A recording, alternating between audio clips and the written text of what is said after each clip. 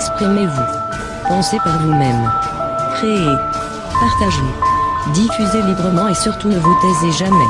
Lorsque nous sommes ensemble, ils ne sont rien. Le savoir est libre. Nous sommes Anonymous. Nous sommes Légion. Nous ne pardonnons pas. Nous n'oublions pas. Mes salutations à tous. J'espère que vous allez bien. L'histoire se répète. Destruction de la littérature ancienne, l'histoire de l'humanité repose sur des fragments épars.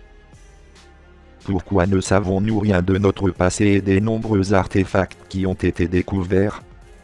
Au fil des siècles, une grande partie de la littérature et des artefacts a été délibérément détruite pour que les gens restent stupides et endormis.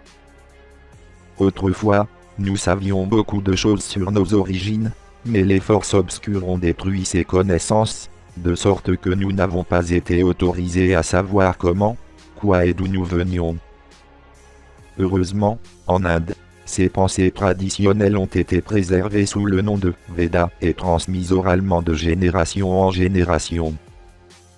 Selon la pensée indienne traditionnelle, le Veda est une écriture publique évidente et faisant autorité.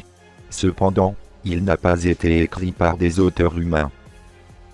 Le mot Veda signifie connaissance et est dérivé du mot sanskrit vide, qui signifie savoir. Il ne désigne pas une œuvre littéraire unique, mais un vaste ensemble de textes créés au fil des siècles et transmis de génération en génération. Après la destruction de la bibliothèque égyptienne dans le temple de Ptah à Memphis, il ne restait que peu de choses. De même, 200 000 ouvrages précieux ont disparu lors de la destruction de la bibliothèque de Pergame en Asie mineure. Lorsque les Romains ont rasé la ville de Carthage, ils ont détruit 500 000 livres.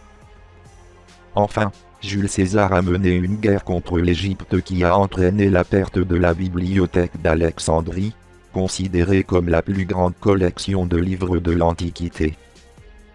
À cause de ces tragédies, nous nous appuyons aujourd'hui sur des fragments épars, des passages aléatoires et de maigres archives. Notre passé lointain est tombé dans l'oubli, rempli au hasard de tablettes, de parchemins, de statues, de peintures et de toutes sortes d'artefacts. L'histoire de la connaissance serait bien différente si la collection de livres d'Alexandrie existait encore aujourd'hui. Il existe toutefois une lueur d'espoir. Des milliers de manuscrits anciens ont récemment été retrouvés et conservés à la bibliothèque du Vatican. Peut-être ces livres contiennent-ils les faits manquants du passé? L'origine de l'homme sur Terre est différente de ce qui est présenté dans la littérature. L'homme vient d'autres planètes de l'univers. Les études de l'ADN humain le prouvent. L'origine de la vie sur Terre remonte donc beaucoup plus loin dans le temps que ce que l'on sait généralement. La première aventure a commencé au-delà des frontières de cette planète et passe par des royaumes stellaires, des fédérations galactiques. Des extraterrestres ont visité les civilisations de l'Atlantide, de la Lémurie, de Mu, de la Tartarie et d'autres civilisations récemment découvertes. Le plus grand mystère de ce monde concerne nos origines, qui nous ont été cachées pendant des siècles. Les théories bien connues telles que l'évolution et la création n'expliquent pas l'origine véritable de l'individu humain. La fausse théorie de la survie du plus apte de Darwin n'explique pas comment l'homme a surmonté les milliers d'erreurs dans la structure de l'ADN humain, tandis que la théorie de la création ignore un nombre impressionnant de fossiles et d'artefacts anciens trouvés dans le monde entier. Il existe donc un besoin évident d'un nouveau modèle fiable de nos origines. Plus récemment, ces théories sur l'origine de l'homme moderne ont été remises en question par la découverte de fossiles suggérant que des Néandertaliens, des hommes primitifs, ont cohabité avec des Cro-Magnons, des hommes modernes, dans ce qui est aujourd'hui Israël. Curieusement, ces deux espèces ne se sont pas croisées, car les Néandertaliens et les hommes modernes ne pouvaient pas se croiser. En termes de reproduction, ils étaient incompatibles. Il s'agissait de deux espèces complètement différentes. Des recherches scientifiques ont en effet montré que les restes d'hommes modernes dans l'Israël préhistorique sont âgés de 40 000 ans de plus que les restes de Néandertaliens. Ce seul fait rend la théorie de l'évolution progressive insoutenable.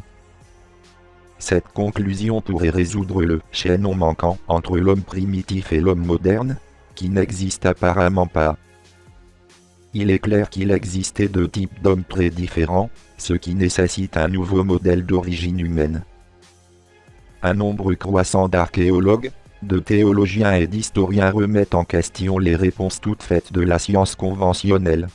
Mais ces scientifiques n'abandonnent pas facilement et défendent leurs idées avec conviction. La Bible et de nombreux autres textes anciens nous apprennent que le déluge a anéanti la quasi-totalité de la population mondiale. Il n'est pas fait mention des conflits qui se sont déroulés dans les coulisses entre les Syriens et les Pléiadiens, et qui ont finalement conduit au déluge dans le reste du monde, en particulier sur une autre immense masse continentale de l'océan Atlantique, où l'Atlantide a également été anéantie par le déluge. Les archéologues, mais aussi les habitants du monde entier, ont trouvé des crânes, des os et des squelettes relativement intacts d'êtres humains, de géants et de nains qui, selon les scientifiques, ne devraient pas exister. Et pourtant, elles existent. Certaines de ces découvertes, pour ne rien arranger, ne devraient pas se trouver dans la région du monde où elles ont été faites. Et pourtant, ils existent. Pas un ou deux, mais parfois des cimetières entiers, comme au Pérou. L'histoire de la Terre a connu de nombreux cataclysmes et de très nombreuses espèces ont été génétiquement modifiées, manipulées et abandonnées. Certaines d'entre elles, lorsqu'elles ont perdu le soutien de leur Dieu créateur, se sont réfugiées sous terre et dans des régions inaccessibles du monde, comme les jungles, les régions reculées et les montagnes, et nombre d'entre elles y vivent encore.